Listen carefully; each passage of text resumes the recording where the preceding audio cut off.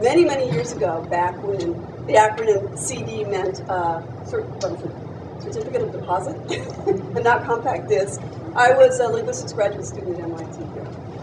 And it was way late in November one year, I won't tell you what decade. I just returned to Cambridge from New York City, where I had given my very first linguistics paper at a conference. And it was then very late one Thursday night. I was walking from Building 20, which no longer exists. I was walking across because I was going to go to hear Noam Chomsky speak on his auditorium. And I'm thinking about how we're about to have this birthday party for Professor Chomsky. It's the graduate students who are going to put together a surprise birthday party to celebrate his, what is it, half a century of living? Yeah. 50 years. I'm thinking about this, and then I noticed this figure coming out from a parking lot, and it's approaching me. And then I hear this, "Hi, Anne." I said, "Oh, it's Professor Chomsky." And he says, "How was your talk in New York?" And I said, "It was really good. I enjoyed it. It was nice. But, I don't know, it was so formal, and it made me feel so old, like I was 50 years old." And I pull back the words would. And he I said, "Then his fighting words." So here he is. This reminds me a little bit of they moved us, after they destroyed Building 20, which Anne was talking about, which was a great mistake. It was a wonderful old building, temporary World War II building, which was the best building on campus by far. Movable walls, squirrels climbing up inside the walls, windows falling out, noises from the garbage being taken out behind their windows, but terrific place to work. They put us in a fancy new building. You can't miss it if you walk on campus. And the first seminar I had to give there, maybe 30 people, I noticed I couldn't hear any of the students, which doesn't surprise me all that much. But they couldn't hear me, which surprised me a little more, until somebody finally pointed out to me that the ceiling is 30 feet high. And we asked why they can't put up an acoustic ceiling, and they said, well, that would interfere with the decor of the building. So therefore, tough luck. You just won't hear each other. That's what's known as progress, I think. So I'll try to make myself heard, but as I say, India is the place to be. The first question, Mr. Chomsky, comes from Christos Goudreau. How have your ideas on universal grammar changed over the years? Are you more or less convinced of the theory now than you were initially? Well, there's a lot of confusion about the notion universal grammar. Universal grammar had a traditional meaning, but in modern linguistics, last 50 years or so, it's had a technical meaning, which is not unrelated to the traditional meaning, but is not identical either. Universal grammar is just the name for the theory of the genetic component of the language faculty. I mean, transparently, there's some genetic component, right? There's a reason, say, why my granddaughter reflexively identified some part of her environment as language related, which is no small trick. Nobody knows how to duplicate that. And then more or less reflexively picked up the capacity that we're all now using. Whereas her pet, say, kitten, or a chimpanzee, or songbird, or whatever it may be, with exactly the same inputs, couldn't even take the first step, can't identify part of the environment as language related, obviously not the later steps. Well, there are two possible answers to how that happens. One is it's a miracle. The other is she has some specific genetic capacity that's like the capacity that had her grow arms and not wings, let's say. Just some fixed, or had a mammalian visual system, but not an insect visual system. Now, this is not controversial for anything except human higher mental faculties. For some reason, when people investigate human higher mental faculties, they have to be insane. You can't accept the approach that we take to everything else in the world. The kind of a methodological dualism. Everything else in the world we study by the standard methods of science, but when we talk about human higher mental faculties, we have to become mystics.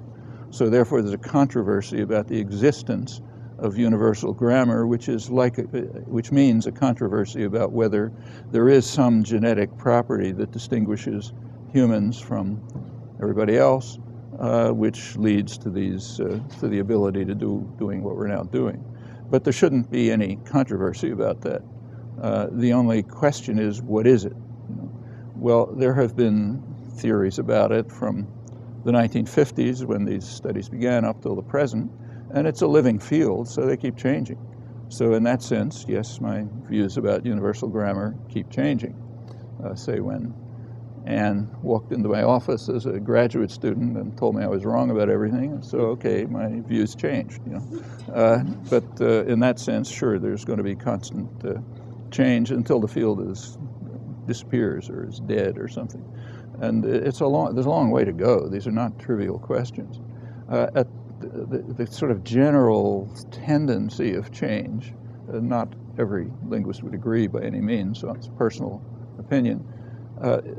In the early stages, when the first question was asked seriously about 50 years ago as to how we are capable of doing what we do all the time, how are we capable of understanding, producing expressions which we've never heard, which may have never been uttered in the history of the language, and do it over an infinite range, various strange properties that they have as soon as you look at them. How can we do it? The only answer seemed to be that each of us has a highly intricate computational system in the brain which yields these very specific results. But that then poses a paradox, because it must be the case that we all humans have the same genetic capacity with marginal variation. The reason is, if you take a child from, say, a hunter-gatherer tribe in the Amazon, and the child is raised in Cambridge, Mass, may just become a graduate student studying quantum physics at MIT with no difference from anyone else, and conversely. So we all have the same capacity, and it's more or less understood why. The capacity developed very recently in evolutionary time, probably in some window between 100,000 and 50,000 years ago, something like that, and that's just a flick of an eye. So whatever happened never changed, except extremely marginally. So we're all fundamentally identical for all practical purposes. Human genetic variation is very slight anyway, superficial differences, but not very profound. An outside, say an extraterrestrial observer looking at us the way we look at frogs would say there's only one human and one language with minor variations. So on the one hand, it's got to be uniform. On the other hand, it seemed to be the case that each particular language had a highly intricate and complex system of rules, computational system, and they're very different from one another. And that is a paradox, in fact, a serious paradox. Well, over the years, there have been efforts to deal with it, to try to overcome the paradox. A major step was taken, and here views on universal grammar, at least for many of us, did change radically, was around 1980. You were there, yeah. It's her fault. When a different view of the matter sort of crystallized, what's sometimes called the principles and parameters view.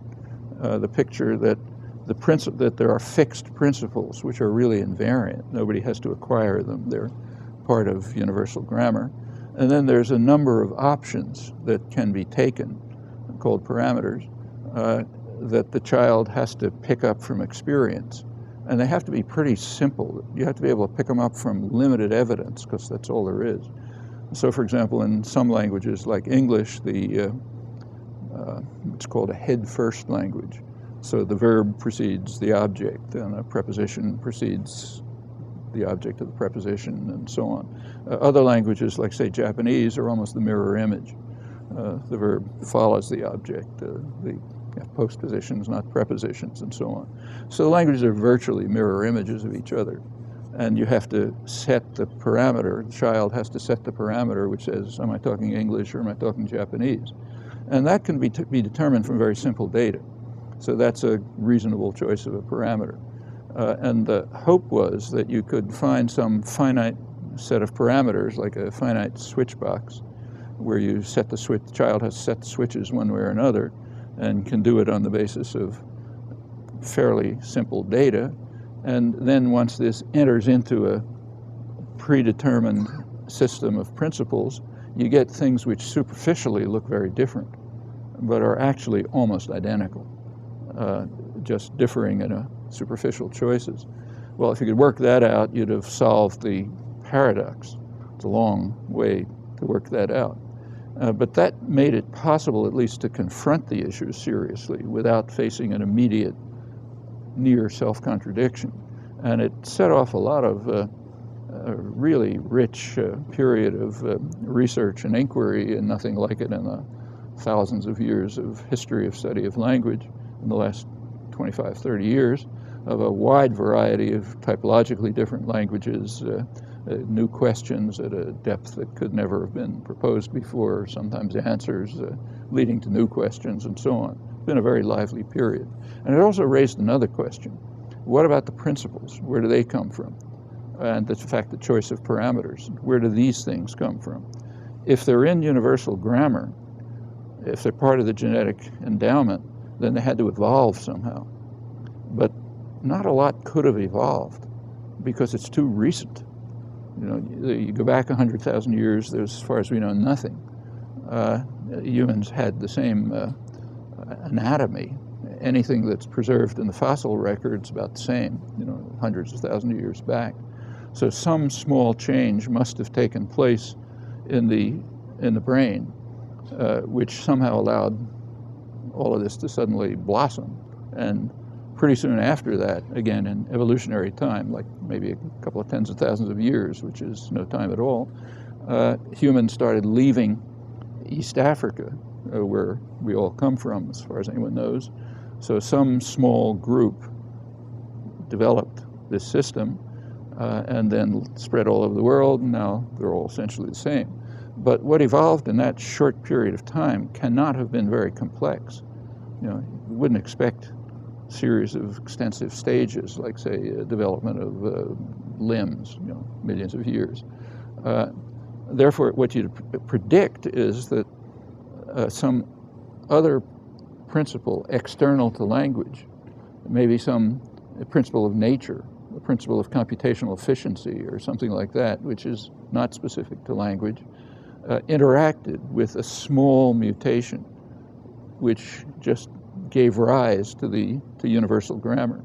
Well, that sets forth a new goal of research, to see if you can determine that the principles themselves do not have the intricacy that they appeared to have, but are actually the result of application of non-linguistic, in fact, maybe non-human principles, like general principles of computational efficiency, to whatever small change took place. And the small change was probably the capacity to carry out recursive enumeration, basically, the capacity that gives you the number system, for example, to take two objects already constructed in the mind and make up a new object out of them, and then keep that process up indefinitely, so you get an infinite array of possible expressions, each with some semantic interpretation and some mode of externalization, speech, sign, whatever it may be. That would be, and the goal would be to try to show that that was essentially instantaneous. Once the small mutation took place, given this operation, the recursive enumeration operation, that allows you to create a discrete infinity of expressions, structured expressions. Well, that's at least a feasible picture. The trick is to show that it's true, or how close it is to true. Can you cut away at the apparent complexity of the principles and show that they can actually be accounted for in terms of general principles that hold for organisms generally, perhaps, and maybe even elsewhere in the physical world, and that are instantly or almost instantly applied once the original move is made to whatever small move it was to produce the capacity for recursive enumeration. Well, that's a goal. You know, it's far from being attained, but in the last 15, 20 years, there's been considerable progress towards it. That is, a lot of things that it seemed 20 years ago you had to assign to the genetic endowment have now been rather plausibly shown to be possible consequences of just application, particularly of principles of computational efficiency, to a system which had only the ability to construct an infinite hierarchy of expressions. And that, we don't know enough about the brain to know how that might have happened, but that could have been a very small mutation, just changing something in somebody's genome and then spreading through the small breeding group. So that, in that respect, it's a goal, and steps have been taken towards it. But you would expect that something like that ought to be true, just from what's known about the history of evolution of Homo sapiens in very recent times, without much opportunity for selection to have had any effect. Maybe a small effect, but not much. So that's, I think, that's the tendency of thinking, at least my thinking, and many others, on how theories of universal grammar have changed. But the idea that there is universal grammar, that it exists, that can't be controversial, unless you believe in magic, for the elementary reasons that I mentioned. This is from Robin Green, and we can absolutely have local questions as well, but this is one from Robin Green who says, you are well known for your criticism of our current generation's lack of insight and sense of history, but what do you see in the younger generations that you personally find energizing and encouraging? I don't know if I've had that criticism of the younger generation, so I'm not sure I accept the premise of the question. I mean, I think it is a very sad fact about our culture, our general culture, that it's extremely insular, ingrown, lack of knowledge of the world, of history, and so on. That instantly goes way back. And I think it's probably less true now than it has been in the past. But it is certainly true. And in the United States, it's dramatically true as compared with comparable societies. There's some obvious reasons for that. The United States is very different from any other industrial society in many respects. For one thing, there's talk about, this debate about the American empire. Is there one? Isn't there one? And so on. There shouldn't be any debate. This is the one country in the world that was founded as an empire. That's what George Washington called a nascent empire when the country was founded. And the goal, as Washington put it, was to drive the indigenous population, the savages as he called them, away. They will disappear just like the wolves, who they are identical with except in shape. Thomas Jefferson, for him, we're going to drive them behind the stony mountains where they belong. And then the country will be free of blot or mixture, red or black. They didn't quite make it, but that was the goal. Then this will be the nest from which the entire hemisphere is populated by members of our superior race. Read later Walt Whitman, others, hideous racist comments, which is taken for granted. So yes, it's an empire and supposed to extend everywhere. Back in 1820, roughly around then, the principle was laid down that, as modern historians put it, that expansion is the path to security. The only way to be secure is to expand. At that time, the argument was that's why we had to conquer Florida, to defend ourselves from what were called the runaway slaves and lawless Indians, who were a threat because they were in our way. So we had to expand. And then on to the present, the main scholarly book on the origins of the Bush Doctrine, which approves of it, John Lewis Gaddis, historian at Yale, traces it back to that moment and says, yeah, that's the right principle. Expansion is the path to security, and now that means expanding over the whole world and space and the galaxy or wherever. That's the only way to be secure and to ensure that the empire rules the world. So it's an unusual country in that respect. I mean, the British wanted to be an empire. They modeled themselves on Rome. But the United States had a different picture from the origins. Furthermore, once the native population was, driven beyond the Stony Mountains, as Jefferson put it, the continent was open. They very rich, very rich in resources, ultimate security. Nobody ever had comparable security. All for us, whoever the waves of immigrants are. And there's no reason to look anywhere else. It's essentially homogeneous. So you travel in Europe, you don't have to go very far to hear completely different languages. If you go back 50 years, it was even more so before the unifying effects of television and national states. Plenty of people in Europe can't talk to their grandmothers because they speak a different language. But even now in Europe, you don't have to go very far to see different cultures, different languages, and so on. In the United States, you go from Boston to Los Angeles and nothing changes. Slight difference in accent. Maybe the superhighways are faster out there. But so there's every reason to expect people to be insular. And you see it dramatically. I mean, people just are unaware of what's happening in the outside world. Actually, this changed significantly after 9/11. It had an interesting effect in the United States. One of the effects was to engender fear. That was the first attack on American soil since the British had burned down Washington in 1814. People mention Pearl Harbor, but it's irrelevant. That was an attack on a U.S. naval base in what amounted to a colony. And by our standards, incidentally, a very legitimate attack. I can explain that if it's not obvious. But that wasn't an attack on the national territory. In fact, there has been none except tiny forays. Pancho Villa got a couple of miles into the country or something. But here was an attack on the national territory, the kind that other countries face all the time.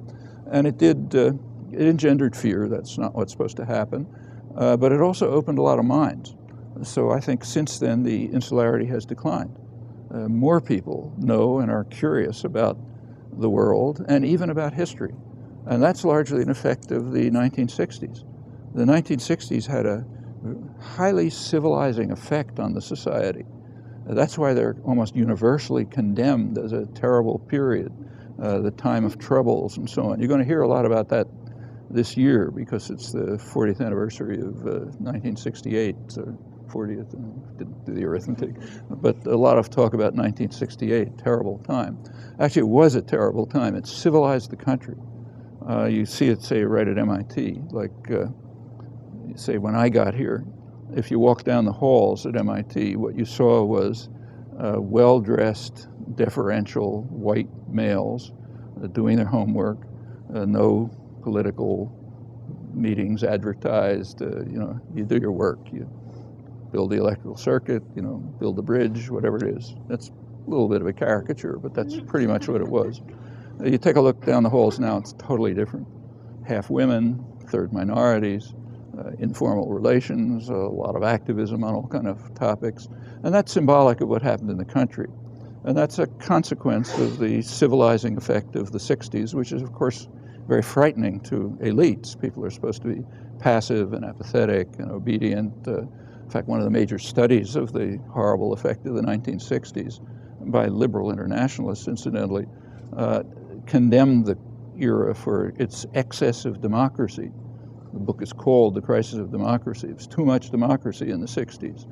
People who were supposed to be passive and apathetic and obedient, like minorities, women, the young, the old, what are called the special interests, that is the whole population, except for the corporate sector. They're supposed to be passive, apathetic, and obedient. They weren't doing it. They were trying to enter the political arena to press the demands, change the society. It's intolerable. We have to have more moderation in democracy. In particular, they were concerned about what they called the institutions responsible for the indoctrination of the young, their phrase, meaning schools, universities, churches, and so on. They weren't indoctrinating the young properly. And that's why you got all these excesses like the women's movement and opposition to aggression and all sorts of terrible things. But the country did change, and positively, and it's changed a lot since then. And that has going back to recognizing history, it did that too. At the time when, I'll just give you a personal example, which is not untypical. I had a daughter in fourth grade in 1969. I remember the time precisely because of the context. And this is in Lexington, which is it's called a very progressive town. You know, professionals, academics, everybody votes for McGovern. You know, all that sort of thing. So I happened to be looking through her school textbook one day. It was called Exploring New England. The structure of the textbook was there's a young boy, his name is Robert, and he's being taken through colonial New England by an older man who shows him the glories of New England. I was curious. I was wondering, how are they going to handle the massacres? You know, like there was a terrible massacre, the Pequot massacre, in which the colonists waited for the men to leave the village and then went in and slaughtered all the women and children and old men. And when the men came back, they were frightened and they all fled, you know, so got rid of the Pequots. So how are they going to handle this, you know? So I looked at it, and it was described accurately, but with praise. And it ends up with Robert, the young boy, saying, "I wish I were a man and had been there," you know. Well, you know, I sort of couldn't believe it. I showed it to my wife. She was appalled, went to talk to the teacher. The teacher couldn't see what was wrong with that, you know. That was 1969. You couldn't have a textbook like that in any corner of the country today. It's inconceivable. There's some recognition of the horrors of the past. Incidentally, the founding fathers were well aware of it. John Quincy Adams, for example, talked about that hapless race of Native Americans who we are exterminating with such merciless cruelty and so on. But then it sort of disappeared, and it just became an empty continent full of a few scattered hunter-gatherers, and if we killed a couple of them, that's fine. That's why we drive them over the Stony Mountains. But by now, that's gone. You know, there's at least some appreciation of it, and also of slavery and other things. So there's more understanding of the history, and there's more understanding of the outside world, though it's still pretty insular. And I think it's getting better. So I think the next generation will be even better in this respect. A question from Trevor Serra that maybe ties in. Due to the internet, mass media is increasingly becoming more distributed, blogs, independent news, etc. How does the internet media impact propaganda model described in manufacturing consent? Well, literally, the propaganda model described in manufacturing consent does not narrowly hold of the internet. I mean, that's a model that's concerned with the institutional structure of the media. Okay, the media, their institutional structure is major corporations selling audiences to other businesses, to simplify it. And that's not true of the internet. So it doesn't apply directly, but it's not completely inapplicable. So though the internet, like almost the entire high-tech economy, is a product of the state sector, I mean, contrary to illusions, the United States is very far from a free enterprise market economy. Those of you, well, I'm sure all of you people know that things like computers and the internet and microelectronics and biotechnology and go on across the list come out of the state sector. Places like MIT. In fact, for long periods, the internet was in the state sector for about 30 years or more before it was handed over to private enterprise for profit. But the internet, nevertheless, there is a question, and in fact, it's a live question now about keeping the internet neutral, neutrality of the internet. So, will the few private systems that have control of access to the internet once it became privatized, will they be able to use that control to differentiate access, to yield preferred, say, fast, easy access to the places where they want you to go, and make it harder and more devious and so on for the places they don't want you to go. So net neutrality is a big issue. You people know more about this than I do, so I won't go on to talk about it. But in that respect, in that corner of the system, yes, the propaganda model still holds. But other than that, it's been, at least in its early years, a very free system. When it was under state control, like controlled by the Pentagon, it was totally free. That's an illusion that many people have. The Pentagon is, I mean, actually we know that here.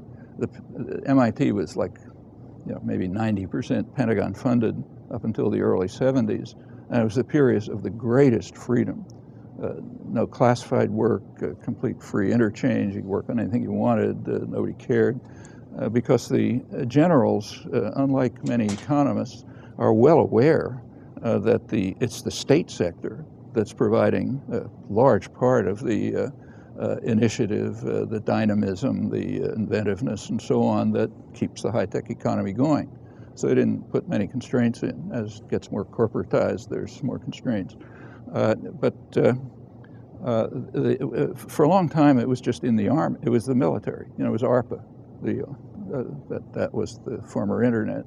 And just to give you an illustration of how it worked, the United States I happen to have a daughter who was living in Nicaragua in the 1980s. And the United States was carrying out a major terrorist war against Nicaragua, practically destroyed the country. And communication was impossible. You couldn't go by phone, mail wasn't going, and so on. But I could communicate with my daughter through the Pentagon system. Since I'm at MIT, I was on the ARPANET, and she found some place where she was on the ARPANET. So thanks to the Pentagon, we were able to communicate during a period when the U.S. was trying to destroy the country. That's an indication of how free it was. And the question is, can it be kept free? So yes, that's a problem. But there are other issues that arise with the internet that are serious. I mean, it's undoubtedly a tremendous contribution. If you're interested in research, for example, it's just fantastic. I probably do 50 Google searches a day or something like that. And you can get things that you'd really have to. I haven't been to a library for a long time. Thankfully, I have some friends and colleagues who go to the library for me. But a lot of what you had to go to the library for, you can just pick up quickly, and in fact, a lot more. If you want to find out about information about say what's going on in the world news and so on, yes, if you know where to look, you can find it. A much wider array of information is available. All of that is positive, but it also has a negative side. In fact, a number of negative sides. Imagine, say, that you're a biologist, and you now have available every article that's been published all over the world on the field that you're interested in, and you spend your time reading those articles. Well, the end result is you're the worst biologist in history. It's a total waste of time. In order to become a serious biologist, you have to know what you're looking for. If you're flooded with a mass of information and you sort of try to wade through it, you're totally paralyzed. You have to know what to look for. You have to have a framework of understanding, some background conception of what's going on. The framework can't be rigid, like you have to be willing to let it be modified, but it's indispensable. If you don't have it, you're just flooded with meaningless information. Well, the problem is that large majority of people who are using the internet do have a framework, but it's the framework that comes from the indoctrination that they've been subjected to. Namely, what the propaganda model applies to, and it also generalizes to the academic, to the schools and the colleges and to the general intellectual community. There is an intellectual community of which the media are a part, which I don't have time to talk about it if you like, but it does give an extremely skewed picture of the world. I could illustrate it from this morning's newspapers if you want. In fact, you can always, when I give talks on the media, I almost never prepare them, for a very simple reason. That morning's newspapers give all the evidence you need. Never failed yet in Europe or here. So I can talk about it. But it is an extremely narrow doctrinal universe. And in fact, the participants have it internalized. If you want to see a good example of that, do a Google search and find a program an interview with Charlie Rose, the intellectual man's interviewer, in which he interviewed the most respected correspondent in Iraq, John Burns, who's kind of like the dean of the foreign policy, foreign correspondence. And it's a very interesting interview. He asked Burns various questions about reporting of Iraq, and Burns expresses quite clearly, and I'm sure unconsciously, the doctrinal framework that shapes coverage and interpretation. To put it simply, we have to be cheering for the home team. So, of course, the home team is perfect. That's the picture. So what he says is, you have to get it in his words, but the picture is that the United States, certainly since the Second World War, has been the major force in the world in protecting human rights, freedom, justice, all kind of wonderful things. History is irrelevant. We don't look at that. That's boring. But that's the nature of the United States, like its essence. And he says if the outcome of the Iraq War was that we would lose our willingness to intervene all over the world with force to protect human rights and everything the way we've been doing for the past 50 years, it'll be dark days. Okay, that's the picture. It's not unlike the picture that you would have heard from a correspondent in Pravda in 1985 about how Stalin was defending democracy and human rights and so on against the fascist attack, and probably would have believed it. I'm sure John Burns believes it. But if you look at actual coverage, it conforms pretty well to what he describes. Well, if that's the approach you take towards using the internet, you might as well be reading some local tabloid. That's what you'll find. If you have a different framework of interpretation and understanding, you'll find other things. Whether it's science or public affairs or anything else. And to achieve that requires something way beyond access. It requires understanding, and that comes out of other factors. On frameworks, Brian Klimt writes, politicians are adept at changing public opinion by inventing new phrases such as enemy combatant and enhanced interrogation techniques. Does this expose some flaw in humans that we reason based on surface words rather than their underlying meanings? I don't think it's a flaw of humans, and I'm not sure how much to determine. So there's two different questions there's a question you have to distinguish here. So go back to the propaganda model. That was a discussion of what the media are doing as institutions.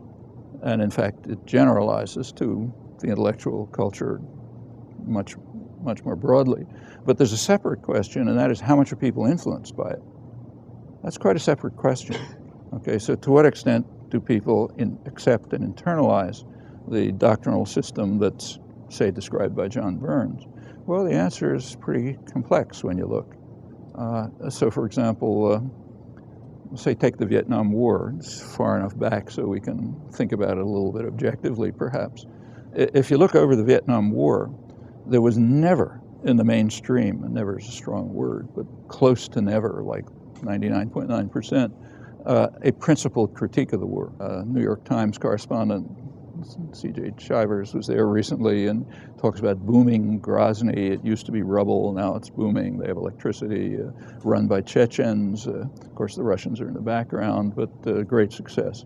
I mean, if Petraeus could achieve anything remotely like that in Iraq, he'd probably be crowned king, But we don't praise Putin, at least we shouldn't. We condemn it, even though it succeeded in their terms, like the Germans succeeded in Vichy France. It was a French-run society, more or less stable, but we don't praise it. However, for ourselves, we take totally different principles. We almost never permit or can even think of a principled critique of our own crimes. You can test it.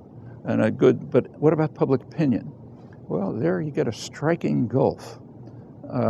So, for example, when the Vietnam War ended, everyone, serious analysts had to write a commentary on it. And the most interesting ones, as always, are way out are the ones at the left extreme of the mainstream. So say take Anthony Lewis of the New York Times, about as far out as you can get and, not be from Neptune or something. He wrote a critical commentary. He said the Vietnam War began with what he called blundering efforts to do good. Notice that that's mostly tautology. Since we carried it out, it was efforts to do good, period. No further discussion necessary. That's by definition. It was blundering because it didn't entirely work. So it began with blundering efforts to do good, but he says by 1969, come back to the date, it was clear to most of the world that it was too costly to ourselves, okay? That's the left end of the critical spectrum. You can search and see if you can find anything that goes beyond that. Well, what did the public think? Well, we know. In 1969, it happens, the first general polls were taken of public opinion on the Vietnam War, general important ones, Chicago Council on Foreign Relations. And they continue to be taken up till today, quadrennial. In 1969, 70% of the public said the war was fundamentally wrong and immoral, not a mistake. Try to find that anywhere in mainstream discussion, okay? Good exercise. And those figures persist up until the latest polls, a little vacillation, but basically, this is a huge gulf between public opinion and intellectual elites, the doctrinal managers. And that's true on a lot of other issues.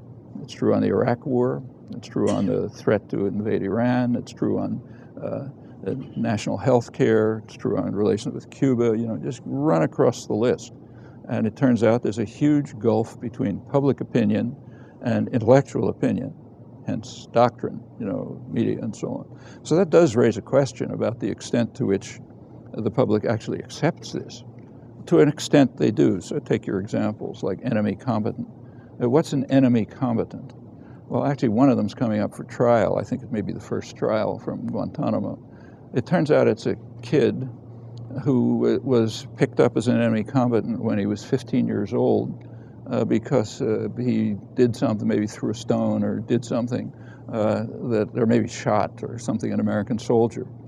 Okay, so therefore we have to try him, maybe sentence him. You know, he's been in Guantanamo for years, and now who knows what will happen to him. Well, what kind of a framework is that? I mean, if the United States was invaded by Iran, let's say, and some 15-year-old kid tried to do something to the invaders, is he criminal? No. I mean, the framework, the conception is kind of like an outer space. Unfortunately, it's real. And what was the other term you used? Enhanced interrogation. Yeah, enhanced interrogation. This is another word for torture. Like, there's a huge fuss now about Guantanamo. Delegations are taken there by the Army to show how beautifully the prisoners are treated, and there's books and articles about is there torture and so on and so forth. It's all totally beside the point, entirely beside the point. As soon as you hear that those who are captured are taken to Guantanamo, you know it's a torture chamber. There's no other reason for sending them to Guantanamo. Why not send them to a security prison in New York, let's say? Okay, perfectly safe, they'll never get out, and so on. Well, the problem is if you send them to New York, automatically you start getting the whole civil rights system coming in. Do they have lawyers? You know, can they be tortured? You know, are they told the charges against them, and so on? You send them to Guantanamo, you can do anything you like. So therefore, as soon as we hear the word Guantanamo, we know it's a torture chamber, without the investigations, without the inquiries, anything. And then you can ask a further question. Well, what's the U.S. doing in Guantanamo? I mean, actually, the reason they chose Guantanamo is because they can pretend that the U.S. doesn't have jurisdiction because it's in Cuba. Okay, so the courts don't have jurisdiction, and there's big debates about that. But the debates are ridiculous, of course. And what is the U.S. doing in Guantanamo in the first place? Well, it turns out, if you look back, that there's a treaty between the U.S. and Cuba, which Cuba signed at gunpoint. It was under military occupation, and the treaty hence has absolutely no validity by any standards you can think of. And the treaty allowed the United States to use Guantanamo, which is a big port, as a coaling station and for the Navy. Didn't say anything about keeping prisoners there. So we're violating the illegal treaty that we forced on Cuba. And in fact, why does the United States, that leads to a further question, why does the U.S. hold on to Guantanamo altogether? Well, for one thing, it is a major port. You need a naval base for controlling the Caribbean and South America. But there's another reason. It prevents Cuban development. That means that the eastern end of the island is blocked from development.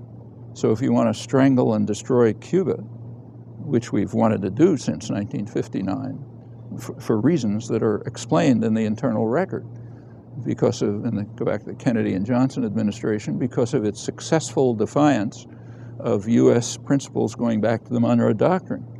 No Russians.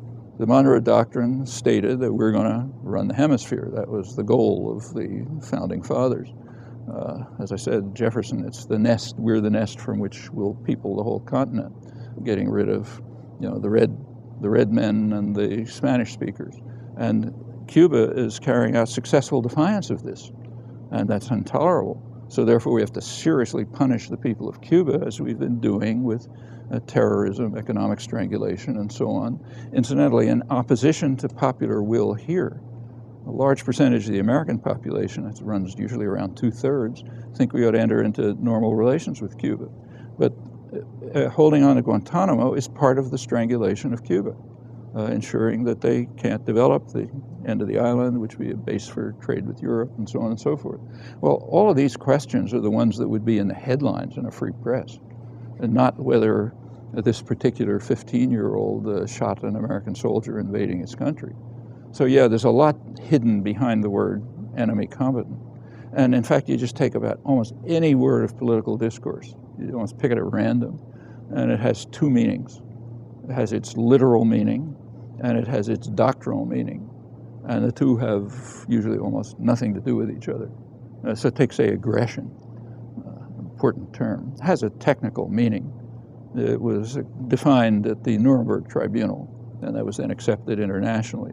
And what it means is the obvious thing, sending military forces into another country, not at their request or something. Okay, that's aggression. And that's the term we use applied to anyone else.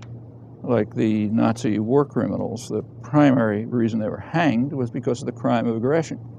And incidentally, which is defined more carefully.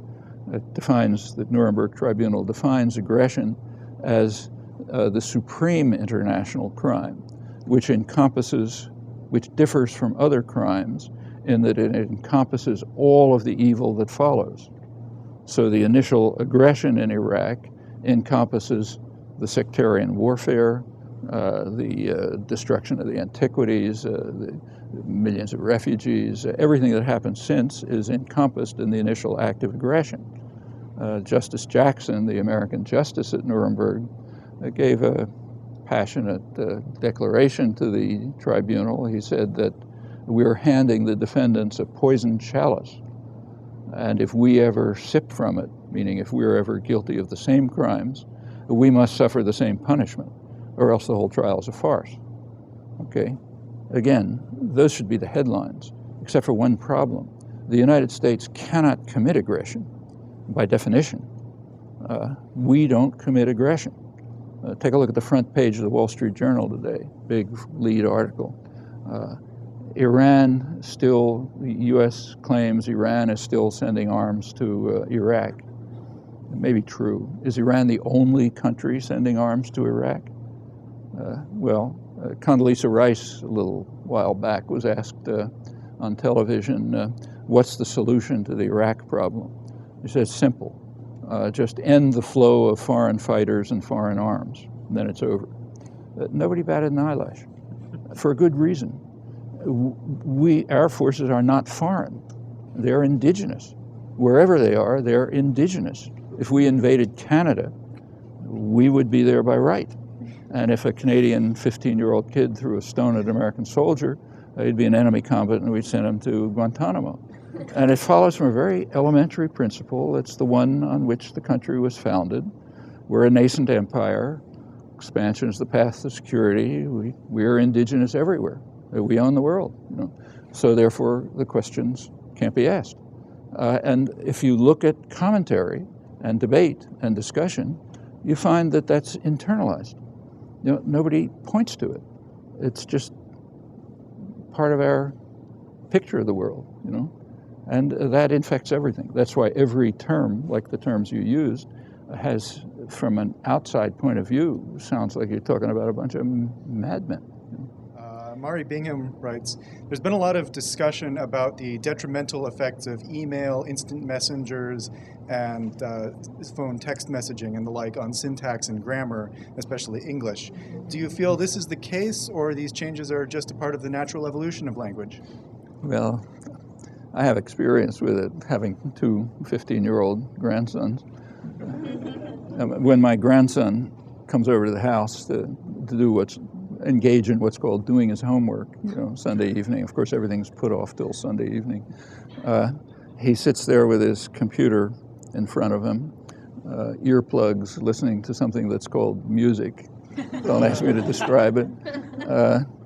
And while he's doing this thing called homework, he's meanwhile text messaging to about 15 friends in a form which I can't even read. It's just a few letters, and it's not doing anything to the language.